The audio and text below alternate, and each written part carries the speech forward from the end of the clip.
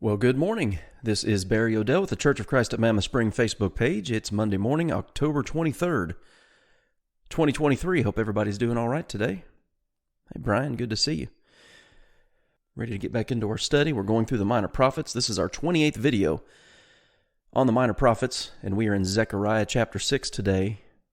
For those of you who have been following, you know that. Zechariah chapter 6, an extremely important chapter, so we're just going to cover one today. Let some folks join on here before we really get started. Of course, we're cross-posted on the nearchurches.com Facebook page, as always. If you have any questions or comments on either one of those pages, use the comment section, and I will acknowledge them when I see them. Good morning, Lyle. Good to see you. All right, let's get started. There's Anna. Good to see you. Zechariah is a book of visions, 8 visions specifically. And the first part of chapter 6 that we're going to talk about today is actually the 8th and final vision. And then the remainder of the book is rather prophetic. We are in 520 BC. The temple is being rebuilt under the leadership of Zerubbabel, the governor of Judah, and Joshua the high priest. Haggai and Zechariah are the contemporary prophets. So that's what we've been looking at. So let's look at this final vision real quick. This is Zechariah chapter 6, verses 1 through 8.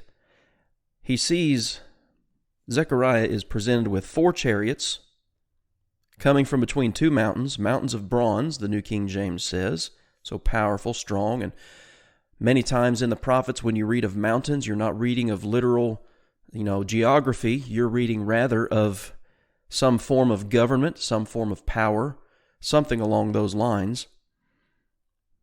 But he sees these chariots, 4 of them, and each chariot has multiple horses, and they are there's red, black, white, and dappled. So you have a variety of horses with each, and then you have a variety of horses and 4 chariots. And they're strong, according to verse 3. Well, he wants to know, and this is similar with the rest of Zechariah's visions. Well, what are these? In other words, what do these represent?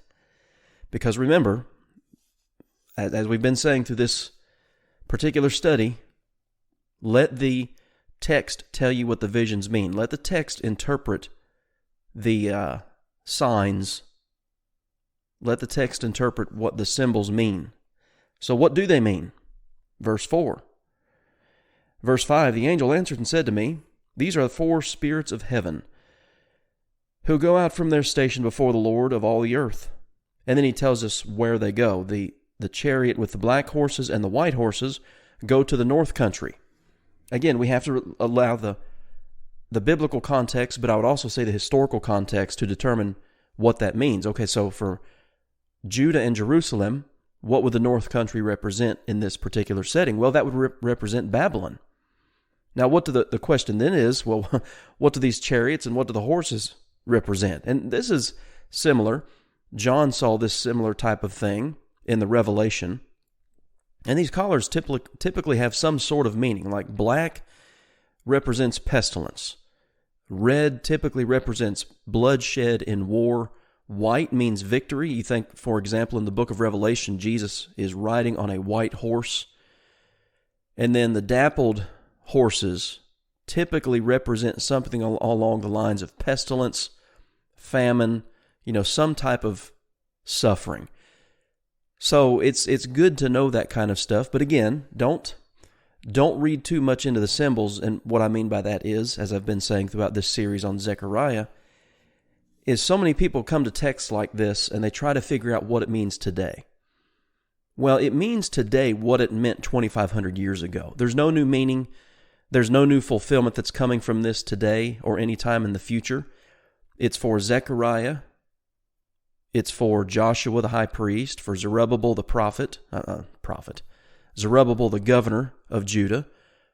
They understood what it meant, and the text does reveal some things to us. Well, these horses and chariots, as we're reading through the text here, notice what it says in verse 7. The strong steeds went out, eager to go, that they might walk to and fro throughout the earth. Well, to and fro throughout the earth. We're familiar with that language. The book of Job. Satan is pictured as one who is walking to and fro throughout the earth. Well, these horses and these chariots are from God, and they're the spirits of the heavens. And so this, I believe this represents the angelic host doing God's bidding in the world, whatever that looks like. And we've talked about that a bit because there are so many angels and visions mentioned here as there is in other books like Revelation and Ezekiel. These are God's ministers who are sent out to do His will. The Psalms talk about that extensively. Hebrews chapters 1 and 2 talk about, and in particular, mostly Hebrews chapter 1, that angels are God's ministers sent out to do His will. That's what we're told. What does that look like? How do they do that? We're not given all of those answers. But this is what's going on here. These horses and chariots represent that, walking to and fro throughout the earth. Again, verse 7, and they're going to different parts of the world. Like we've already noticed, the black and the white horses go toward the north country. Well, that would represent Babylon. That makes sense in the historical context. Well, the other horses go to the south country. Well, what exactly does that mean? We're not really told here. Hey, good morning, Linda. Good to see you. Again, I'm not going to try to read things into the text that are not there. We're not exactly told. It's pretty easy to understand what the north country means in this historical setting. Hey, Sheila, good to see you. So, whatever the case may be, whatever the particular meaning is, these are representative of God's angelic beings who are doing His bidding in the world. Now, you notice they walk to and fro throughout the earth, verse 7 says. Verse 8 says, and He called to me and spoke to me, saying, see, those who have gone toward the north country have given rest to my spirit in the north country. God's justice against Babylon has been satisfied. And we've talked about this. So, God prophesied in a variety of ways to a variety of prophets throughout the years, and He told Israel that they were going to be taken captive, and that they were going to be taken captive by the Babylonians. But we also know, and Zechariah 1 actually points this out for us, Zechariah 1 verses 15 and 16, that God was, in Zechariah's day, exceedingly angry with the nations at ease, for I was a little angry, and they helped, but with evil intent. So these other nations, Babylon for instance, whom God used as an instrument of His wrath against the sin of His own people, well, they went too far in how they treated God's people. And so now God is, let's say, satisfying His wrath against those people. Babylonians took Judah and Jerusalem. Well, the Persians come on the scene, and then they defeat the Babylonians, and they take over. This is all being revealed to Zechariah, and as he says here at the end of chapter 6 and verse 8, these events, these historical events, he says, have given rest to my spirit in the north country. God's wrath, in a sense, is satisfied with what's happened in the developing of what we would call world history, not just with His people, not just with the Jewish nation, but with those nations that surround them and had taken them captive and taken advantage of them. God's wrath is being satisfied on them as well. That's what verses 1 through 8 is. Again, it's so many people fall into the trap of looking for something. It's like they have what does this mean to me? And they look too much. A lot of times these discussions get political about today. Well, what do these things represent in the world today? My answer to that question would be nothing. They don't represent anything in the world today. These are significant events for God's people 2,500 years ago. And we have to allow the Bible to, I guess you might say, we have to allow the Bible to speak for itself, to interpret itself, instead of reading into the text what we would like it to say.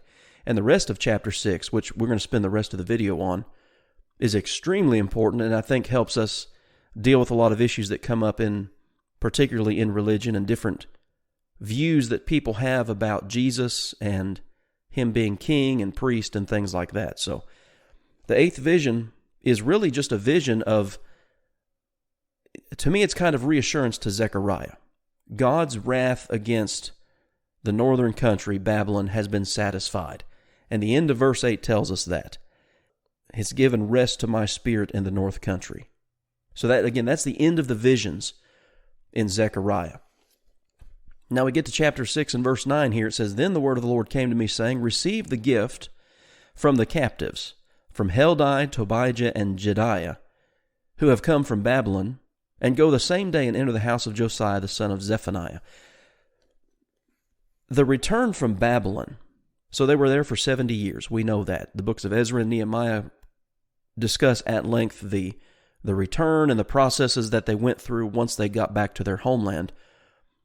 But the return, Cyrus, king of Persia, allowing them to come back, it didn't all happen in one instant movement. It took time.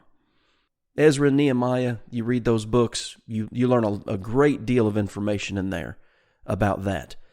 So it's like different groups would come back a little bit at a time. You read Ezra chapter 2 and you read about a little over, somewhere between 49 and 50,000 people returned during that period of time. But Ezra didn't come back until a little bit later. So anyway, some people have just come back from Babylon, and this is, if we're looking at 520 BC, this is 16 years later than when that initial return happened.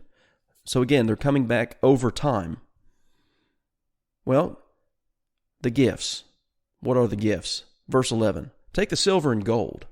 So, and I've pointed that out, Cyrus and the Persians financed the return to Jerusalem for the Jews, financed the reconstruction of the city and the temple, and so they're having what you would call gifts.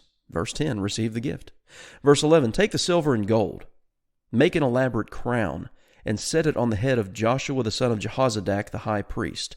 Then speak to him, saying, Thus says the Lord of hosts. So this is not a vision. This is an event that's actually going to take place, the making of this crown, the speaking to Joshua the high priest, but it's going to represent something. This is prophetic.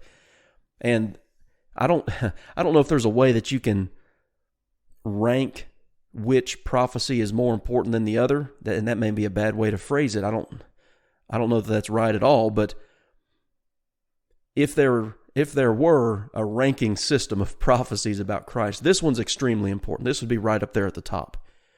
And you'll see why as we read this. So you're going to address Joshua the high priest. Here's what you say to him once you put this crown on his head. Behold, the man whose name is the branch. Now this is the second time that Zechariah has talked about this individual referred to as the branch. He does it back in chapter 3 and verse 8. And this message was to the high priest as well. Hear, O Joshua the high priest, you and your companions who sit before you, for they are a wondrous sign. Well, what we're reading here in chapter 6 is a sign too. But anyway, it goes on to say, For behold, I am bringing forth my servant, the branch. Well, that's a reference to Jesus. We looked at that in a previous video. Well, that's who this is talking about here too. So there are several passages that, and we'll just do this quickly, several passages that talk about this person who is referred to as the branch, who would come forth from a specific familial lineage, and it's, well, this, Isaiah chapter 11, verse 1. There shall come forth a rod, that word means a shoot or a sprout, something along those lines, from the stem of Jesse, a descendant of Jesse. And a branch shall grow out of his roots. The Spirit of the Lord shall rest upon him. The Spirit of wisdom and understanding, the Spirit of counsel and might, the Spirit of knowledge and of the fear of the Lord. And as you continue reading Isaiah chapter 11, you realize that that is a reference, that can only be a reference to Jesus. You turn over then to Isaiah, so that was Isaiah 11. You turn over then to Isaiah chapter 53 and verse 2. It says, For he shall grow up before him as a tender plant and as a root out of a dry ground. So this language of a shoot or a sprout or something coming to life out of the dry ground is representative of what the Jewish people were going through. The nation was cut down, but there's a stump that's left. You know, the prophets, and we've talked about this, the remnant, the small group of those who remained, who maintained their fidelity to God. It's from that remnant that the Messiah would come. And he's referred to as a branch. So Isaiah 53:2 goes on to talk about that. And we know specifically, as you read all of Isaiah chapter 53, that that's talking about Jesus.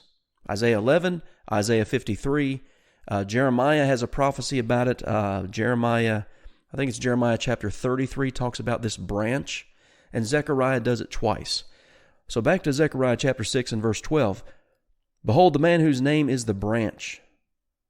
From his place he shall branch out, and he shall build the temple of the Lord. Now that's significant because when this prophecy is given, they're already building the temple of the Lord, and it doesn't take them long at all to complete it. I can't remember the specific amount of time, but Ezra and Nehemiah tell us it's a very short period of time before they finish the temple. Well, this is a prophecy of this individual who's coming, who will build the temple of the Lord. But listen to this. He shall build the temple of the Lord. Verse 13. He shall bear the glory. The Gospel of John does this quite often. I don't know how many times exactly, but Jesus refers to the glory that he had with the Father before the world was, and that glory being restored to him. And that glory was restored to him after his resurrection and ascension when he was seated on his throne at the right hand of God. So this branch who is going to come forth is going to build the temple, and he's going to bear the glory. That can only refer to what Jesus is going to do. And listen to this in verse 13. And he shall sit and rule upon his throne. So there's his kingship. All right, there's the kingdom. But then listen to this. So he shall be a priest on his throne, and the counsel of peace shall be between them both. So if we're just reading this out of, first time you've ever read it, whoever this is referring to is going to be a priest and a king simultaneously. You turn to the pages of the New Testament, and we're going to look at a few verses here in just a minute, and you read Matthew's account of the birth of Jesus and his lineage, Matthew chapter 1. You read Luke's account of Jesus' birth and lineage as recorded in Luke chapter 3. And you read the book of Hebrews, which we'll look at here in just a minute, 1 Corinthians chapter 15. You put all these pieces of this puzzle together, and we know who Zechariah 6 is talking about. This branch, this one who's going to come forth, this one who's going to build the temple, bear the glory, be a king, and be a priest while he is king. It can only be referring to Jesus. So, I tell you what, let's do this. Let's look at verses 14 and 15, and then we'll come back and look at some implications of verses 12 and 13. So, make this crown, put it on Joshua's head, and tell Joshua this. Verses 12 and 13. Verse 14, now the elaborate crown shall be for a memorial in the temple. So when this prophecy is given to Joshua, he's wearing the crown, but then they're supposed to take the crown off his head and put it in the temple that they are rebuilding in that day, and it's going to serve as a memorial. So put it in the temple of the Lord for Helam, Tobijah, Jedaiah, and Hen, the son of Zephaniah. Even those from afar shall come and build the temple of the Lord. Now, that helps us even further understand that we're talking about the church here, about the kingdom under Christ, because if you remember in Ezra chapter 4, when the Jews were rebuilding the temple, that the people of the land, the Samaritans, wanted to come and help them. And the response was, no, you have no part in this. You're not going to help us. Well, that's when the persecution started, and they stopped building the temple for 16 years. But then they got back to it under the prophesying of Haggai and Zechariah, and the leadership of Joshua the high priest and Zerubbabel the governor. And they accomplished that work. But whatever temple this is talking about, which is the church, the kingdom of Christ on earth, even those from afar shall come and build the temple of the Lord. Well, that's a reference to the Gentiles. Well, how do you know that? Because of Ephesians chapter 2. Paul writing to the Ephesians, and they are Gentiles in the flesh. And he tells them that you who were once far off have now been brought near by the blood of Christ. So this shows the construction of the temple, spiritual temple, under Jesus, and that those from afar, the Gentiles, would be a part of the construction, the building of the temple. I'm a Gentile. I'm not from a Jewish background, and I'm part of the kingdom of Christ today. And so that's what this is talking about here. Then you shall know that the Lord of hosts has sent me to you, and this shall come to pass if you diligently obey the voice of the Lord your God. These prophecies are going to be fulfilled. So here's what I want to do. I want to go back to Zechariah 6, verses 12 and 13, and look at some implications. All right, so we know what the text says specifically.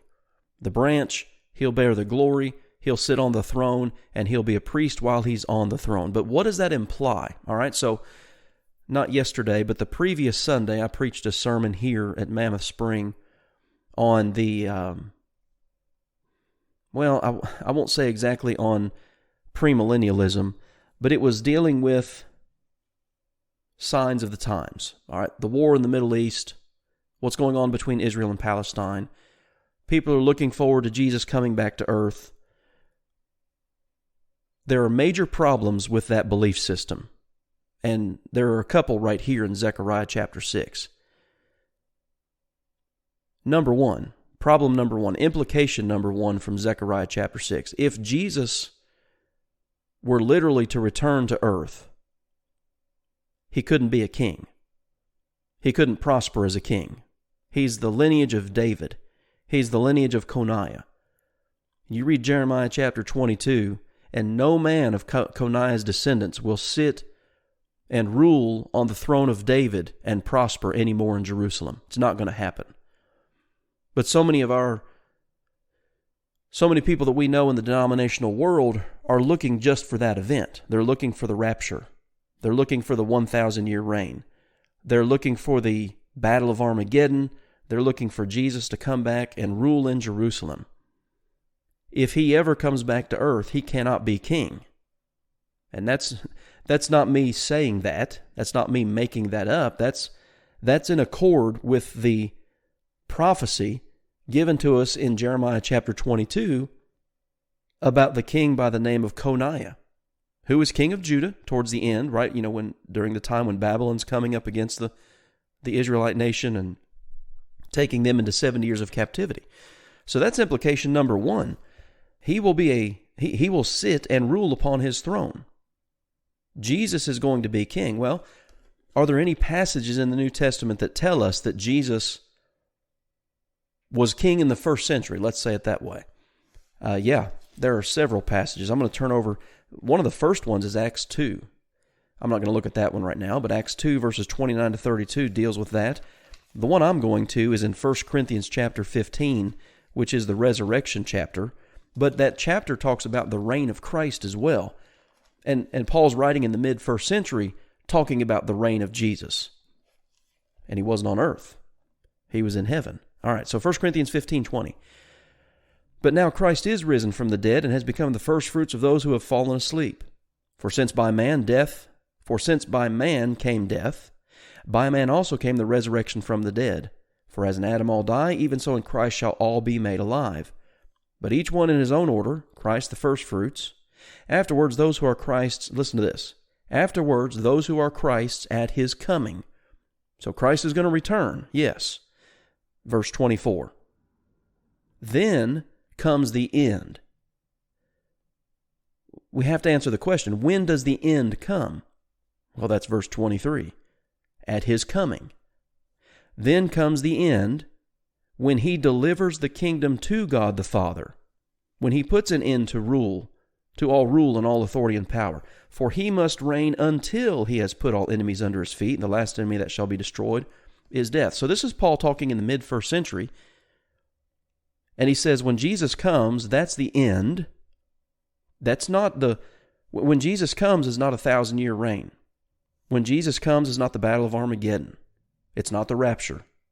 When he comes, it's the end, and he's going to reign until that point in time, which, well, the implication of that is, as Paul's writing to the Corinthians, Jesus was reigning right then. He's going to reign until he has put all enemies under his feet, and that last enemy is death. You and I are still subject to death. We have not conquered death yet. Now, Jesus has. We know that. But we conquer death in the resurrection. That's why Jesus, is called the firstfruits. Our resurrection is going to be just like his, personal, bodily, but it's not going to happen until he comes. It's going to happen at the end, and he's going to reign until that happens. Jesus is not going to start reigning when he gets back. So when you're looking at Zechariah chapter 6, it says, He'll build the temple of the Lord. He will bear the glory and shall sit and rule on his throne. But not only that, so that's happening now. Not only that, it also says this, so he shall be a priest on his throne. All right, well, biblical priesthood, what is it? How does one qualify? I don't know if that's the best word, but how does one qualify to be a priest on earth? You have to be of the tribe of Judah. Nope, I just said that wrong. You have to be of the tribe of Levi. The Levitical tribe was the tribe of the priesthood. But we know that Jesus is not of the Levitical tribe. So if he's on earth, he cannot be priest because he's from the wrong tribe. So I'm turning over to Hebrews chapter... I'll do chapter 7 and chapter 8. Listen to this. Hebrews chapter 7. I'll start in verse 11 here. It says, therefore, if perfection were through the Levitical priesthood, for under it the people received the law, what further need was there that another priesthood should rise according to the order of Melchizedek, and not be called according to the order of Aaron? Aaron, that's where it started, under the Mosaic system. Aaron and his sons were anointed as priests. The tribe of Levi became the priestly tribe. But verse 12 says, Hebrews 7, for the priesthood being changed, of necessity there is also a change of the law.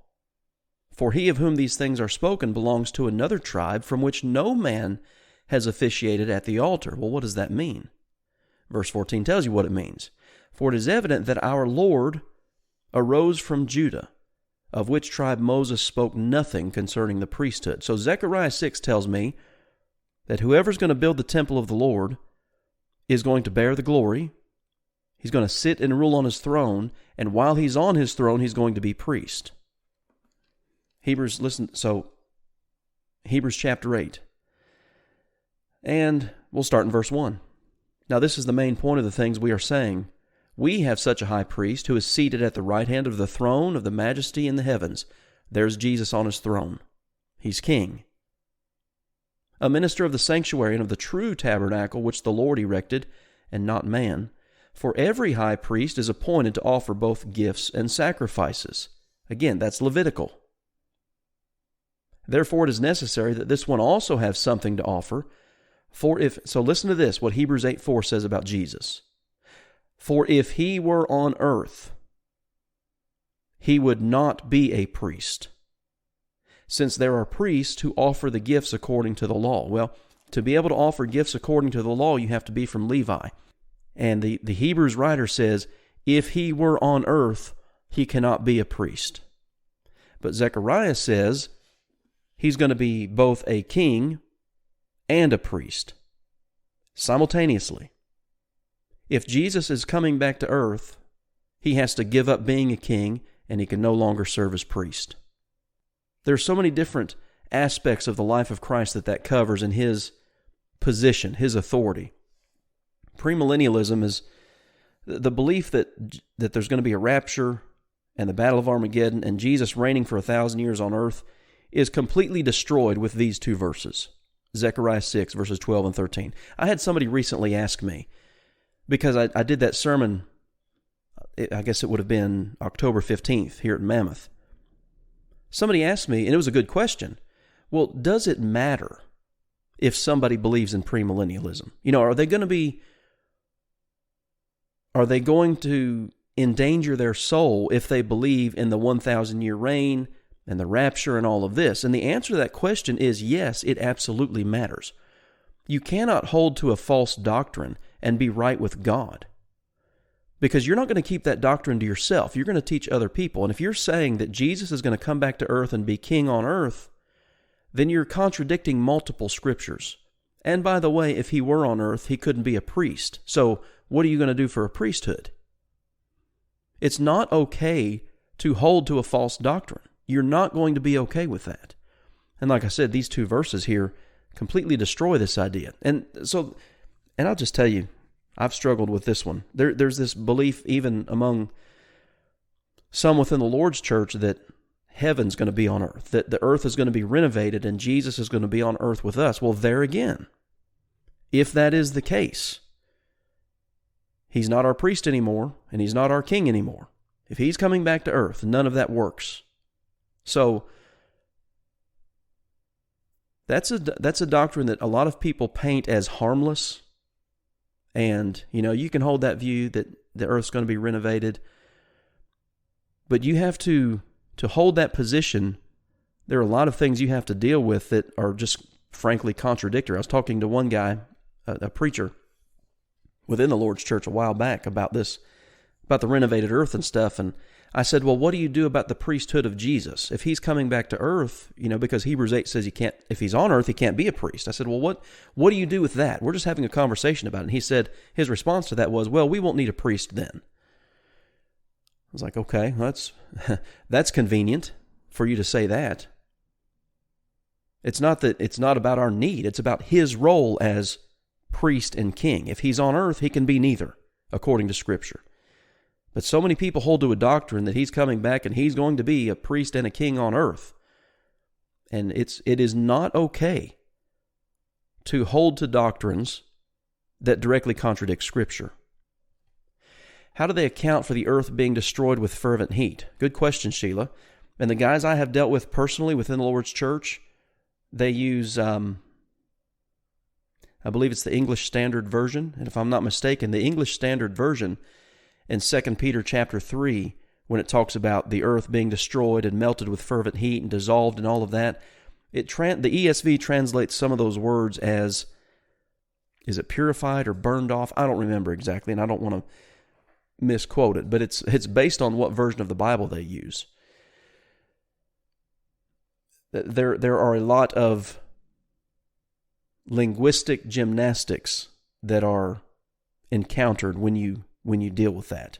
It's been a couple of years since I've had those discussions and did the writing that I did on that, but it's basically, they say, well, it's like the flood, because 2 Peter 3 talks about the flood and the earth being destroyed. Well, the earth was still here after the flood, and so it's still going to be here after the judgment. No, that in no way works out with that language of melted, dissolved, fervent heat, burned up. A renovated earth doesn't work out with any of that language. But if you have the right English version, it does. It's interesting how that works. So, I don't know. Zechariah 6, I tell you, like I said earlier, Zechariah 6, 12 and 13, those are two extremely important verses that deal with the role of Jesus as simultaneously serving as priest and king. And it's not only that, it says, and the council of peace shall be between them both. That is, between his priesthood and his reign.